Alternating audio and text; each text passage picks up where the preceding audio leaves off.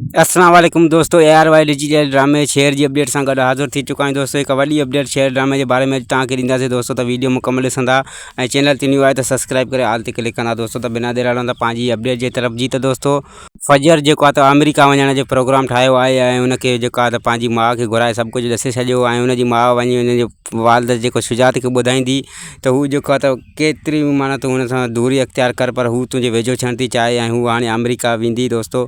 त हुन ते हुनखे रहम अची वेंदो हुनजे शुजात खे ऐं जेको आहे त हुनखे पंहिंजो कंदो ऐं हुनखे गले लाइ हुन सां ठाह करे छॾींदो दोस्तों। ऐं तव्हांखे ॿुधाईंदा हलूं त अहद खे जेल में, अमेरिका वारे जेल में जेका तरह तरह जूं तकलीफ़ूं ॾिनियूं वेंदियूं दोस्तों ऐं हू तकलीफ़ुनि खां तंग अची वेंदो दोस्तों।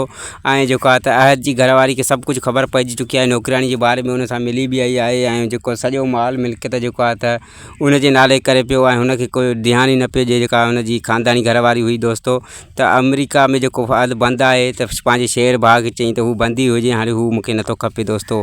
ऐं नेक्स्ट एपिसोड में तव्हांखे इहो ॾिसण लाइ मिलंदो त शेर जो चाचो बदर जेको आहे त ॿिन्ही पुटनि जी हरकतुनि खां तंग थी करे ऐं माना अमेरिका वञण जो प्रोग्राम ठाहींदो पंहिंजे पुट अहद खे बचाइण जे लाइ। ऐं शेर जेको आहे त हुन सां उहा ई तादी कंदो दोस्तों जीअं माना हुन शेर वारनि सां कई हुई। ऐं शेर जो वालिद जेको आहे त इंतकाल करे वियो ऐं ईअं ई शेर बि हुनजो माना टैंकर सां एक्सीडेंट कराईंदो दोस्तों ऐं हुनजे पंहिंजे चाचे जो जेको आहे त उते ई कमु ख़तमु कंदो दोस्तों।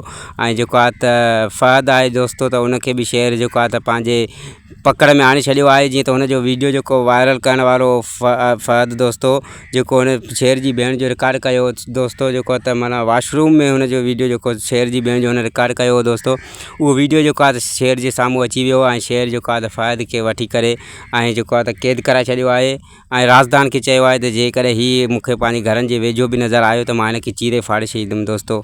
जी दोस्तों, तव्हांखे ॿुधाईंदो हलां त हे जेके ईंदड़ वारा एपिसोड जेके आहिनि त नेक्स्ट एपिसोड हूंदा दोस्तों, लास्ट एपिसोड हूंदा शेर ड्रामे जा ऐं धमाकेदार हीअ एपिसोड मिस न कजो कॾहिं बि दोस्तों।